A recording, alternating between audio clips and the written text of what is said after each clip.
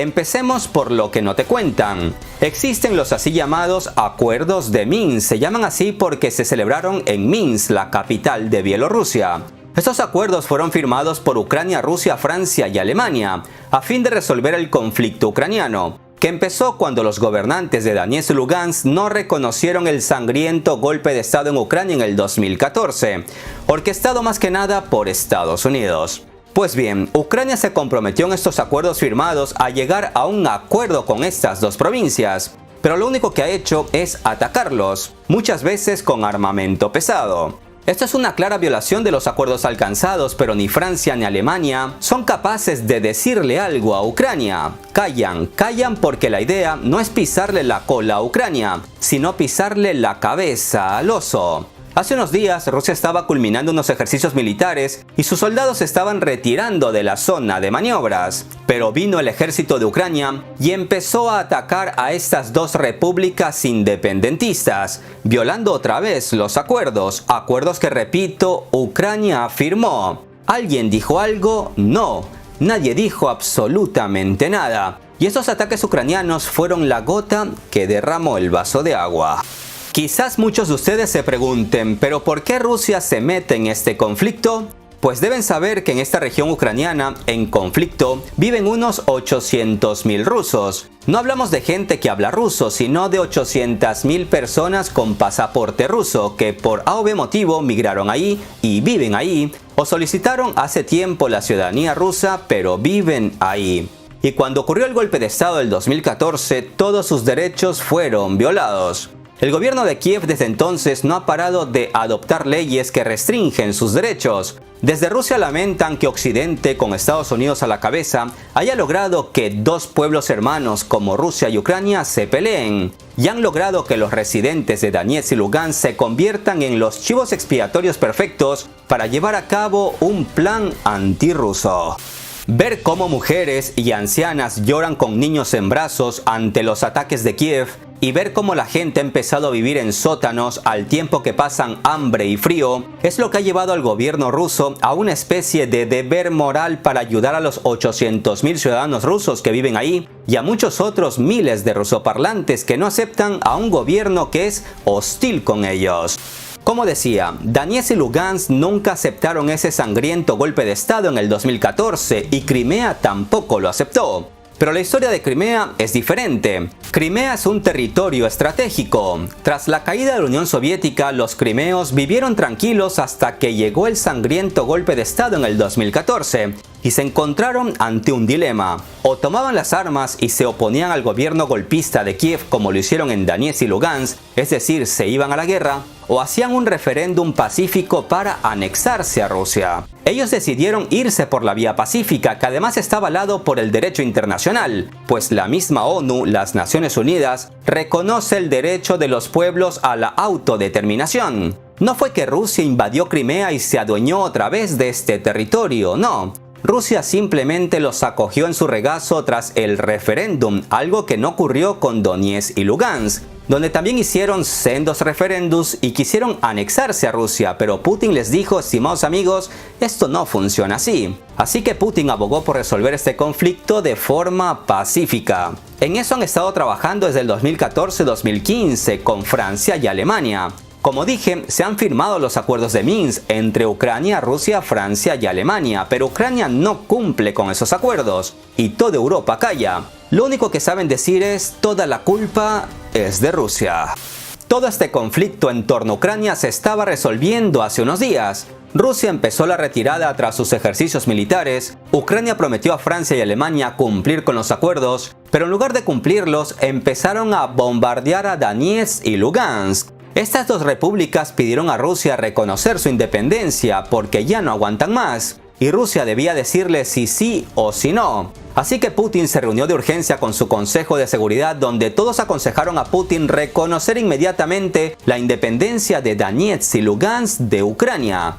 El tema central es que Rusia le pide a la OTAN no expandirse hacia las fronteras rusas y deje de coquetear con Ucrania para aceptarla en esa alianza militar. Porque si Ucrania llega a formar parte de la OTAN, una guerra entre Rusia y la OTAN está casi garantizada. ya que Ucrania intentará reconquistar Crimea y la OTAN debe cumplir sus propias reglas que rezan que deben meterse en la guerra si un miembro se encuentra en una.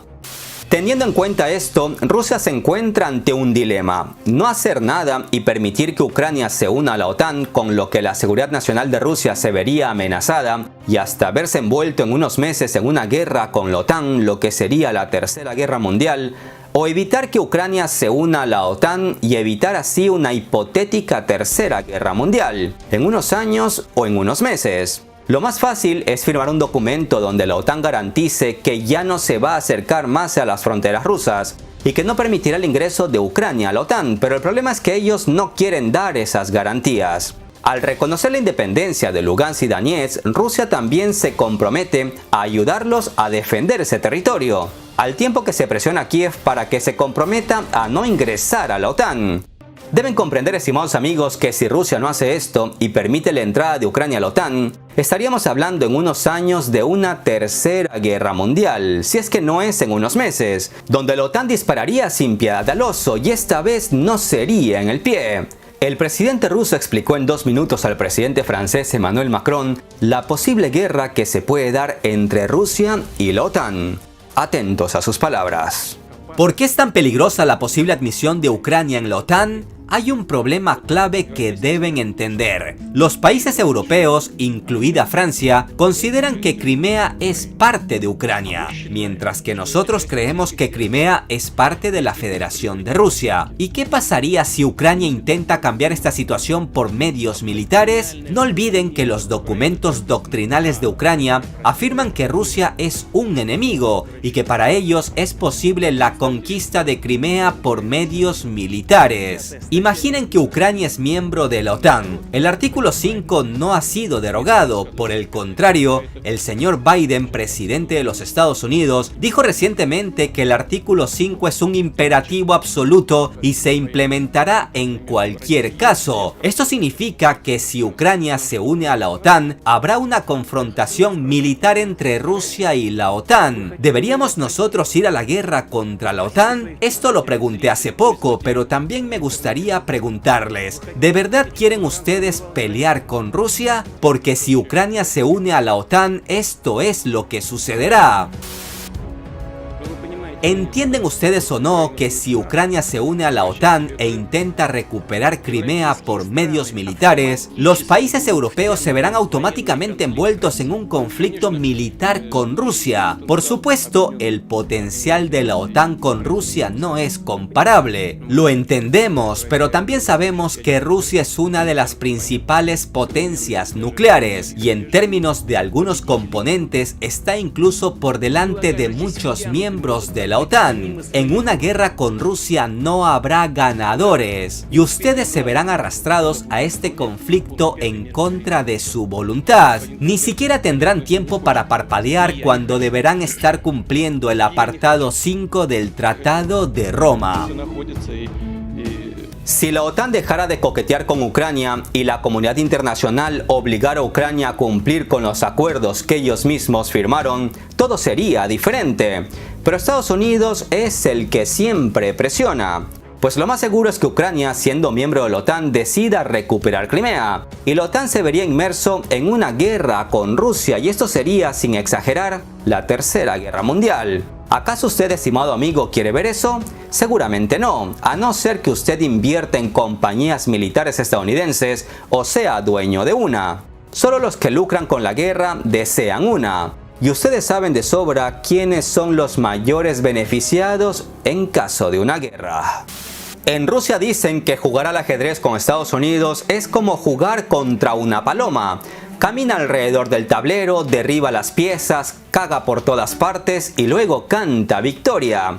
Mientras que jugar al ajedrez con Europa es como jugar con un niño que ha olvidado las reglas del juego. Afirma haber inventado otras nuevas y luego se enfada cuando nadie quiere jugar con él. Rusia se ha encontrado ante un dilema: cortar el problema de raíz y evitar la Tercera Guerra Mundial al impedir que Ucrania entre a la OTAN, o permitir que Estados Unidos se vuelva a salir con la suya y en pocos años verse envuelto en un conflicto a gran escala.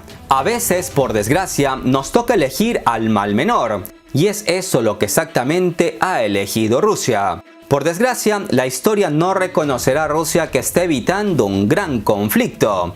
Es obvio que ahora se vienen meses y años muy duros para Rusia, pero si Occidente bloquea a Rusia, pues Rusia mirará hacia Oriente y en Oriente tenemos al Gran Dragón.